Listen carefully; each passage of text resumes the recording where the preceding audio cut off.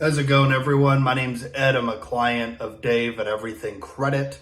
The reason I'm making this video is because I want to illustrate the importance of mailing your own letters.